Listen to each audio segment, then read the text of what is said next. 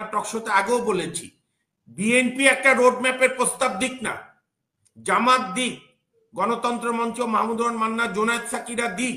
আমরা তো রাজনৈতিক দলগুলোর প্রোঅ্যাক্টিভ ভূমিকা চাই, যে 5 তারিখে যদি সরকার গঠন হতো তাহলে এই প্রশ্নগুলো করা কম যেত। কিন্তু 8 তারিখ পর্যন্ত সমস্ত রাজনৈতিক দলগুলোর সঙ্গে তো ওয়াকারুজ্জামানের ক্যান্টনমেন্টে তো সবাই চলে গেল। ক্যান্টনমেন্টে যখন ওয়াকারুজ্জামান ডাকলো, কোন দল না বলেছে যে আমরা ক্যান্টনমেন্টে যাব না। শোনেন, এখন আমাদের মানে আজকে আসলে আমাদের এখন ক্লিয়ার করতে হবে যে মানে আমরা কি করব। এখন সরকারের একটা উপদেষ্টা তার ওপিনিয়ন দিয়েছে, বিএনপির মহাসচিব ফখরুল ইসলাম আলমগীর সাহেব তার উত্তর দিয়েছে। আমরা তো এই সুস্থ গণতান্ত্রিক দ্বিমতগুলো শুনতে চাই, নাকি আমরা শেখ হাসিনার মতো একজন যা বলবে তাই শুনবো? মানে কিন্তু বিএনপি তো সবসময় বলে আসছে, বিশেষ করে তারেক রহমান তো সবসময় বলছে যে এই সরকার ব্যর্থ, সেটা আমরা চাই না, কেউই চায় না, কোনো দলই চায় না, সেটা স্পষ্ট করেছে।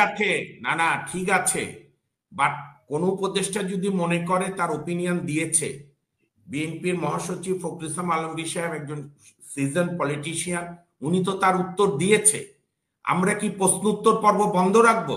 মানে আমরা কি চাই, যে শেখ হাসিনার ফ্যাসিস্ট চলে গেছে, ডক্টর মোহাম্মদ ইউনূস যা বলবে তাই শুনতে হবে, না বিএনপি যা ডিসাইড করবে তাই আমাদের শুনতে হবে, অথবা জামাত যা ডিসাইড করবে তাই আমাদের শুনতে হবে, নাকি বামপন্থীরা, গণতন্ত্র মঞ্চ, উদার গণতান্ত্রিকরা যা বলবে? শোনেন, আমি ডক্টর তাজ হাসমির সঙ্গে একমত, আমাদের মাইন্ডসেটই আমরা এখনো ঠিক করতে পারিনি। আপনি এখানে নানা দ্বিমত থাকবে, মহসিন স্যার যেটা বলেছে আমি তীব্র দ্বিমত করি, মহসিন সাহেবের সঙ্গে যথেষ্ট লোকজন আছে, আমার সঙ্গে যথেষ্ট লোকজন আছে। লোকজন খালি একা বিএনপি বা জামাতের সঙ্গে নেই, বিএনপি জামাতের বাইরেও অনেক রাজনৈতিক মত আছে। বাংলাদেশে জাতির দুর্ভাগ্য, নির্বাচনের নামে হোক আর স্বৈরতন্ত্রের নামে হোক, সব সময় সংখ্যালঘিষ্ঠ ওপিনিয়ন এই রাষ্ট্রকে শাসন করেছে। আমি বুঝাতে পেরেছি? একটা ভোটে 60% লোক যে দলটাকে সাপোর্ট দেয়নি, 40% সমর্থন নিয়ে, সংখ্যালঘিষ্ঠের সমর্থন নিয়ে এই রাষ্ট্রকে তারা শাসন করেছে। এবং আমার বলতে কোনো দ্বিধা নেই, কারো অভিমান লাগলে লাগতে পারে। আমি যখন ফ্যাসিস্ট হাসিনার চোখে চোখ রেখে কথা বলেছি, আমার জীবদ্দশায় মনে হয় না হতে পারে যে হাসিনার চাইতে বড় কোনো ফ্যাসিস্ট আসবে। আসলে আবারও বলবো, জেলে যাব। সেটা হচ্ছে আমাদের নির্বাচনী ব্যবস্থা নিয়ে রাজনৈতিক দলগুলো রোডম্যাপ দেয় না কেন? আমি তো আপনার টকশোতে আগেও বলেছি, বিএনপি একটা রোডম্যাপের প্রস্তাব দিক না, জামাত দিক, গণতন্ত্র মঞ্চ, মাহমুদুর রহমান মান্না, জোনায়েদ সাকিরা দিক। আমরা তো রাজনৈতিক দলগুলোর প্রোঅ্যাক্টিভ ভূমিকা চাই জনগণ হিসাবে। বিএনপি বলুক যে বিচার বিভাগের এই সংস্কার আপনি করেন, পুলিশ বিভাগের এই সংস্কার করেন। আপনি বলছেন যে এটা করার জন্য, কিন্তু ওনাদেরকে যে ডাকলো 2 মিনিট করে সময় দেয়, যার জন্য ওনারা কথা বলতে চায় না। আমার কথাটা শোনেন না, হ্যাঁ, ওই দিন তারা বলবে কিভাবে? আমাকে একটু বলতে দেন, দ্বিমতটা একটু শোনেন।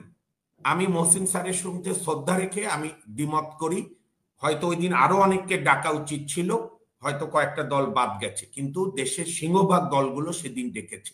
আচ্ছা, শেখ হাসিনা যেদিন দিল্লিতে পালিয়ে গেল বোনকে নিয়ে, আমরা যদি সবই নেগেটিভ দেখি তাহলে তো মুশকিল।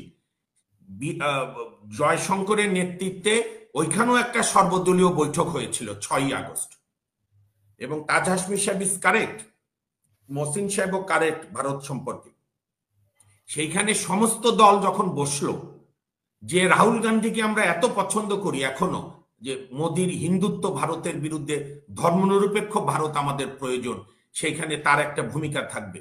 কিন্তু সেদিন তো রাহুল গান্ধী প্রথমেই বসে বলল যে বাংলাদেশে যা ঘটে গেল এটা কি আইএসআই এর প্লট, এবং তারা সর্বদল বৈঠক করলো একজন পতিত পলায়নকৃত গণহত্যাকারীকে আশ্রয় দেওয়ার জন্য। আধা ঘন্টার ওই মিটিংও 1 ঘন্টার ছিল, সারাদিন ব্যাপী হয়নি। আর আমাদের এখানেও সর্বদলীয় বৈঠক হলো আমি বিনয়ের সঙ্গে বলি, নিশ্চয়ই ওই দিন স্ট্র্যাটেজি ঠিক করার জন্য রাজনৈতিক দলগুলোকে ডাকিনি।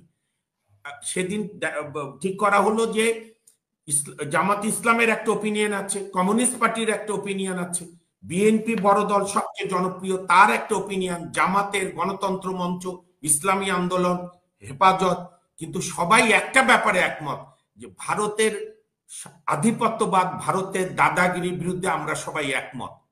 So that was A message to the Indian government and Indian establishment যে আমরা আওয়ামী লীগ এবং 14 দল এবং জাতীয় পার্টি এই দুর্বৃত্তরা বাদে আর সব দলমত আমরা এক।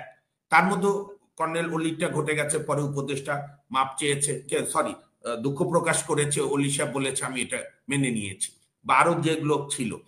এখন আমরা যে দাবিটা করতে চাই, আমার ধারণা আমার অগ্রজ মহসিন হোসেন সব একমত হবে যে যেটা প্রভিশনাল গভর্নমেন্ট করার দরকার ছিল, নতুন রিপাবলিকের দরকার ছিল, সেই ব্যর্থতা তো খালি ওয়াকারুজ্জামান আর ইউনূস সাহেবকে দিয়ে লাভ নাই। 5 তারিখ থেকে 8 তারিখ অন্তত 2-3 বার বঙ্গভবনে সব রাজনৈতিক দলের নেতারা বসেছিল। আমাদের রাজনৈতিক নেতাদেরও যে অ্যাডহক বেসিসের চিন্তা, কারণ আমি এটা মানতাম যে 5 তারিখে যদি সরকার গঠন হতো তাহলে এই প্রশ্নগুলো করা কম যেত, কিন্তু 8 তারিখ পর্যন্ত সমস্ত রাজনৈতিক দলগুলোর সঙ্গে তো ওয়াকারুজ্জামানের ক্যান্টনমেন্টে তো সবাই চলে গেল। ক্যান্টনমেন্টে যখন ওয়াকারুজ্জামান ডাকলো, কোন দল না বলেছে যে আমরা ক্যান্টনমেন্টে যাব না। আপনি খালি আরেকজনকে দোষ দিলে হবে না, আপনার রাজনৈতিক দলগুলোকে প্রশ্ন করেন।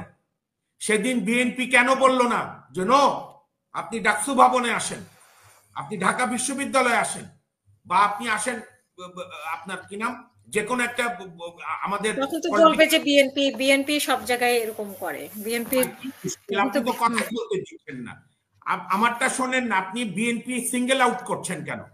কোন রাজনৈতিক দল বলেছে আমি আপনার ইয়াতে যাব না, কি বলে ক্যান্টনমেন্টে যাব না?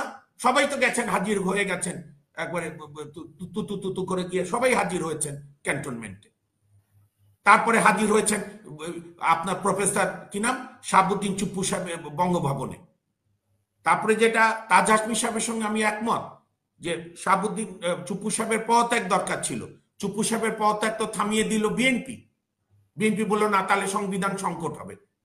যারা আমাদেরকে ভোটের মাধ্যমে নির্বাচন করবে, নির্বাচিত হলে রাষ্ট্র চালাবে, সবচেয়ে বেশি সম্ভাবনা বিএনপির বড় দল, তার যদি রাজনৈতিক সাংবিধানিক বুঝ এই হয় তাহলে আল্লাহ দেশকে রক্ষা করুক, করছেও তাই।